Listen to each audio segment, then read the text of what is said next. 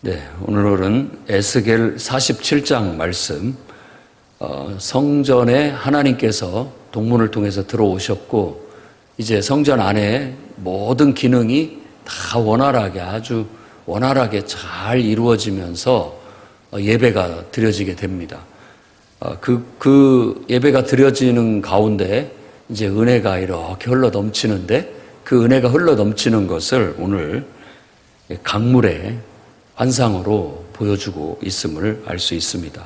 성전 동쪽 문지방에서부터 물이 이렇게 흘러나오는데, 자를 가지고 천척을 재서 한 3km 정도 떨어진 데 가서 30km나 이런 데 떨어진 데 가가지고 쟀더니 물이 이렇게 발목 정도 왔습니다. 또 천척을 재가지고 가가지고 또 재봤더니 무릎까지 오고, 그 다음에 허리까지 오고, 그 다음에는 헤엄칠 수밖에 없는 그런 큰 강물을 이루었다라고 그렇게 말합니다. 이렇게 성전에서부터 흘러내리는 이 물을, 이 강물은 하나님의 은혜를 상징한다고 볼 수 있습니다.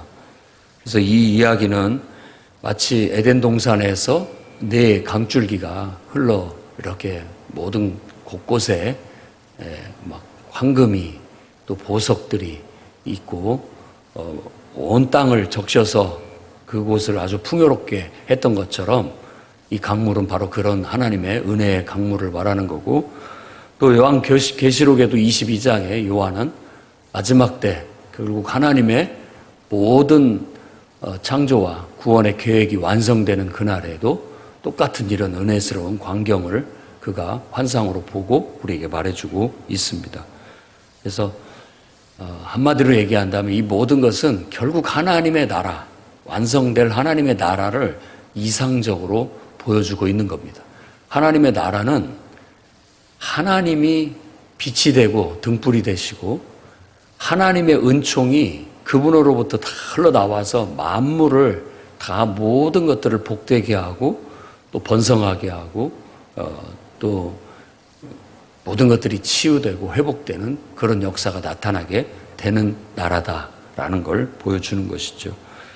그래서 오늘날 우리들도 예수 그리스도를 믿고 우리 자신을 하나님께 맡기고 하나님을 우리의 마음의 중심에, 보좌에 그분을 앉히게 되면 그분으로부터 이렇게 은혜가 쫙 흘러내려서 우리의 영혼이 되살아나고, 죽은 우리 영혼이 되살아나고, 우리의 삶이 하나님의 은총 속에서 하나씩 나무가 자라고 열매가 맺고 꽃이 피고 열매가 맺고 모든 것들이 다 윤택하고 번성해지는 그런 하나님 나라를 이루게 되는 겁니다.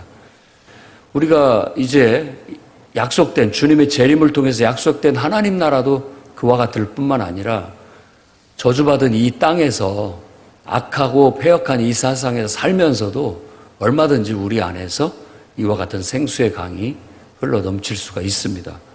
그래서 예수님은 요한복음 7장에 초막절 행사 때 실로암 연못에 물을 떠서 제단에 붓는 그 의식을 보시면서 우리 안에 바로 이 생수의 강이 내 배에서 흘러 넘치게 될 것이다 라고 그렇게 말씀하셨습니다.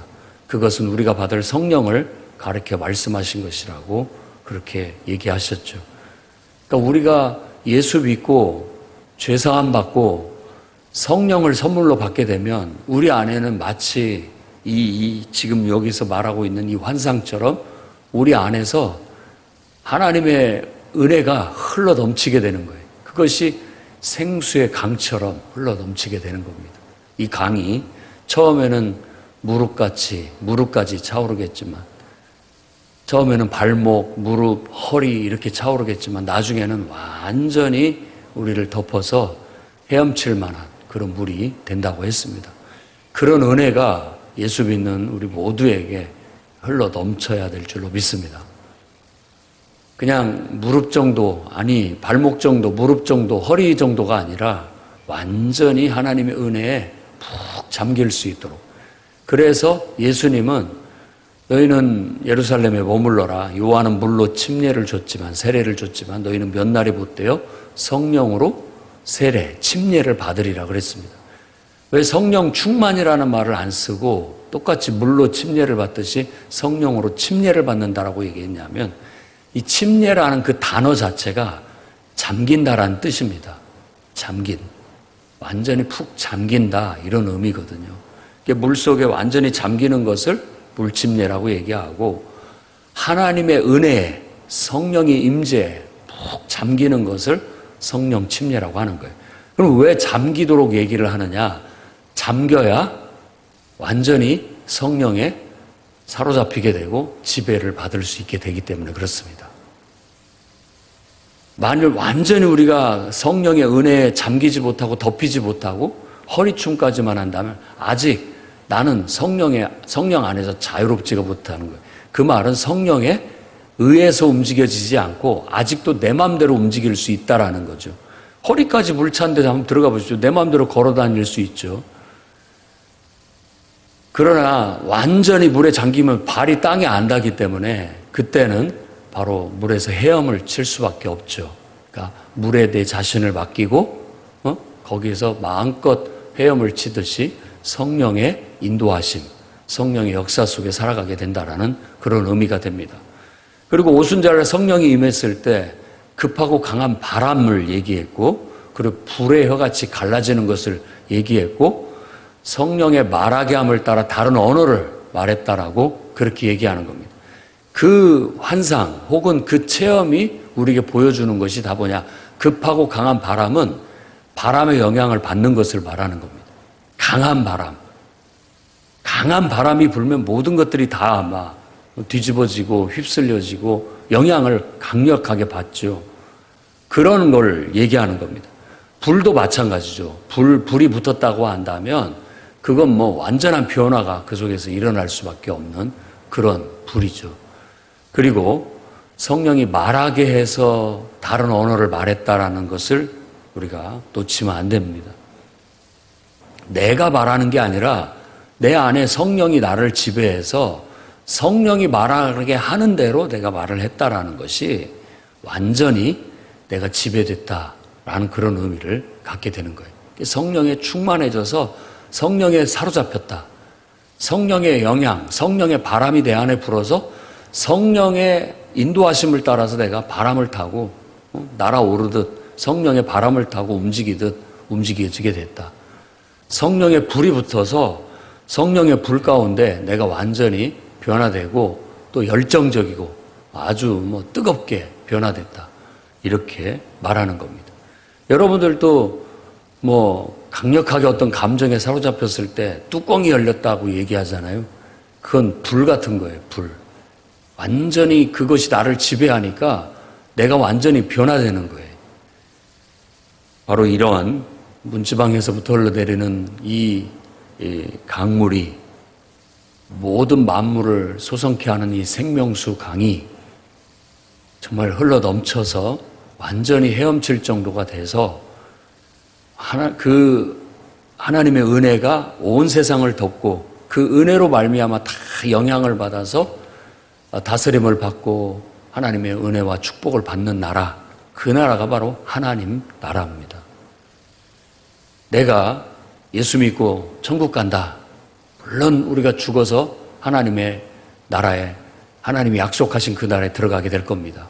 우리는 천국에서 다시 눈 뜨고 정말 영생을 누리게 될 줄로 믿습니다.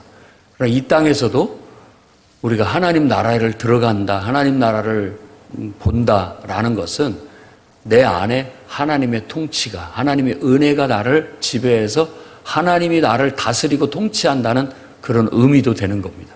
현세적인 천국의 개념이 되는 거죠. 이 땅에 살면서도 늘 내 안에 하나님의 은혜가 있어서 그 은혜가 나를 다스리고 나를 이끌고 그 은혜 속에서 말씀 그대로 죽은 것이 살아나고 또 치료하는 치유와 회복의 능력이 나타나고 많은 기적과 능력들이 나타나는 역사가 있기를 바랍니다. 예수님은 하나님 나라 그 자체였죠. 이 땅에 오셔서 그분이 사역할 때 그분의 말씀은 영혼을 살리는 말씀이 돼서 귀신이 그의 명령을 듣고 떠나갔고 그의 말씀을 통해서 그의 손길이 닿는 자들은 문둥병자가 나음을 얻었고 중풍병자가 마비된 자들이 정상으로 회복됐고 심지어는 죽은 자들도 살아나는 역사가 있었습니다. 그게 바로 천국의 역사예요.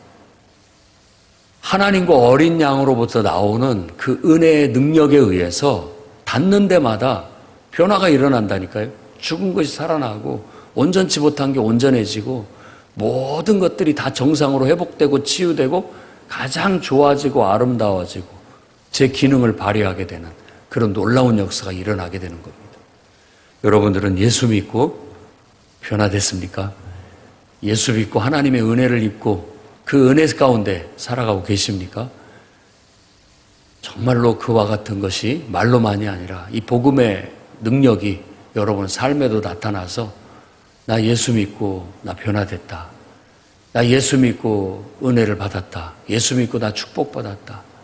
정말 예수 믿고 나는 세상에서 둘도 없는 가장 값진 은혜와 축복을 지금도 누리고 살아가고 있다라고 당당하게 말할 수 있기를 바랍니다.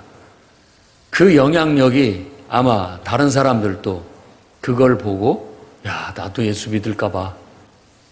나도 예수 한번 믿어봐야 되겠다라고 마음을 돌이키는 은혜가 돼서 영향력을 미치게 될 줄로 믿습니다. 할 수만 있거든 그렇게 은혜 충만한 그런 삶을 살아가십시오. 이 땅에서도 내가 천국을 살고 있다. 나 이 땅에서도 하나님 나라를 살고 있다라고 말하면서 그걸 실현하며 살아갈 수 있기를 바랍니다. 13절부터 말하는 것은 이제 그 은혜가 넘치는 하나님 나라의 땅을 각 지파에게 분배해 주라는 겁니다. 지도를 보면 가운데 중심에 성전이 있고 그 중심을 기준으로 해서 제사장들과 레위인 그리고 왕의 토지가 있고 나머지가 이제 12지파에게 제비를 뽑아서 나눠주라고 하는데 북쪽과 남쪽에 골고루 배치하는 것으로 이상적으로 말합니다. 이런 것들이 역사적으로 실현된 적은 없습니다. 다만 에스겔이 본 하나님 나라의 이상이에요. 하나님 나라의 환상이죠. 완전히 하나님의 은혜 속에서 질서 정연하게 모든 것이 골고루 분배되어져서 하나님의 은총 속에서 펼쳐질 하나님의 나라에 대한 환상이라고 볼 수 있습니다. 내 안에 바로 그것이 실현되게 된다면 나는 질서 있고 평안하고 아주 모든 것들이 완벽하게 하나님의 통치 아래 하나님의 은혜와 축복 속에서 내 삶이 펼쳐지게 될 겁니다. 우리 교회가 하나님의 은혜의 강물이 흘러 넘치게 된다면 그 은혜가 싹 지배하고 은총이 흘러 넘치게 된다면 모든 성도들이 제각각이 다 제 역할을 하고 은혜와 축복을 받고 번성하고 잘 돼서 교회도 그렇게 부흥하게 될 것이라는 겁니다. 모든 것들이 부족할 것이 없이 완벽하게 되어지게 되는 것이죠. 그것이 더 확대되게 된다면 이 나라가 하나님을 알고 하나님을 섬기는 축복된 나라가 되어서 이 나라도 모든 것이 질서가 잡히고 정의가 바로 서고 공평이 바로 서고 다 모두가 다 잘 사는 그런 세상이 하나님의 은혜와 축복이 넘쳐나는 그런 세상이 펼쳐지게 될 것이다. 이게 바로 하나님 나라의 비전이고 환상입니다. 우리는 이것을 이루기 위해 기도해야 되겠고 하나님께서 이와 같은 일들을 성취하실 수 있도록 우리 자신을 하나님의 도구로 기꺼이 쓰시라고 내어줄 수 있는 주님의 일꾼들이 되어야 되겠습니다. 다시 한번 21절, 23절에서 마지막에 결국은 이 강조하고 있는 것은 모든 지파가 다 은혜를 입어서 이 땅을 차지하게 될 것이고 타국인, 외국인들도 그 은총을 잊게 될 것이다 라고 말하면서 이스라엘 백성만이 아니라 이방인들이 하나님 나라 백성이 될 것이라는 암시를 주고 있는 겁니다. 요나서도 이방인들도 하나님을 믿고 하나님의 은총을 입을 수 있다라는 걸 보여주는 예언서라면 이와 같이 선지자들도 이사야도 그렇고 에레미야도 그렇고 에스겔도 그렇고 이방인들도 다 결국은 하나님의 심판을 받고 회개하고 하나님의 백성이 될 것이다. 똑같이 애굽도 하나님 백성이 될 것이고 저 아수르도 하나님 백성이 되게 되는 날이 오게 될 것이다. 똑같이 형제가 될 것이다. 라고 하는 이상들을 얘기한 겁니다. 외국인, 타국인들도 결국 은혜를 잊게 될 것이다 라고 예언하고 있는 것이죠. 그래서 하나님으로부터 흘러넘치는 모든 은혜와 축복이 정말 모든 사람에게 흘러 들어가서 삶을 풍요롭게 하고 정말 넘치는 축복과 은혜를 누릴 수 있는 그런 역사가 일어날 수 있기를 바랍니다. 또 우리는 교회의 비전이 바로 그거기 때문에 교회는 정말 이 교회를 통해서 하나님의 은혜와 축복이 모든 사람들에게 흘러갈 수 있도록 항상 선교하고 전도하고 기도하는 데 힘써야 되겠습니다. 복음이 전해지면 정말 사렙다 과부처럼 3년 6개월 동안의 가뭄이 있었지만 하나님의 은총이 임하고 하나님의 축복이 임하면 그 그릇에 밀가루가 떨어지지 않고요. 그 기름병의 기름이 바닥이 나지 않게 되는 은혜와 축복이 임하는 거예요. 이건 하나님의 은혜와 축복에 대한 하나의 예입니다. 더 나아가서 예수님의 비유 중에 겨자씨만한 겨자씨, 씨 중에 가장 작은 씨지만 그 씨가 자라서 큰 나무를 이루어서 새들이 그곳에 와서 깃들일 것이다 라고 하는 것도 바로 하나님의 은총을 얘기하는 겁니다.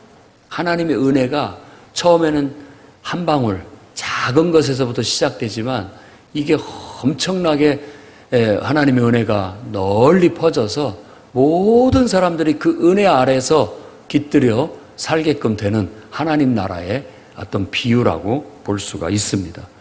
다니엘이 봤던 신상을 무너뜨렸던 뜨인 돌이 큰 산을 이루었다라는 것도 사람의 손으로 만든 그런 것이 아니라 뜨인 돌이라는 건 정말 사람의 손이 닿지 않은 하나님의 자연적인 하나님의 능력으로 결국 큰 산을 이룬다는 것은 하나님의 능력으로 하나님의 은총이 넘치는 하나님 나라가 결국은 이루어지게 될 것이다 라는 환상을 보았던 겁니다. 성경 곳곳이 하나님 나라에 대한 환상이에요. 그래서 우리는 오늘날 그걸 천국이라고 말하고 있죠. 천국이 있다는 걸 믿으셔야 됩니다. 그리고 천국을 소망 삼고 오늘 또 기쁘게 살아가시기를 바랍니다. 그리고 천국을 여러분들만 누리지 마시고 다른 사람에게도 그 귀하고 복된 것이라고 믿고 여러분들이 경험하고 있다면 다른 사람에게도 천국을 전파할 수 있는 여러분이 되시기를 주의 이름으로 축원합니다.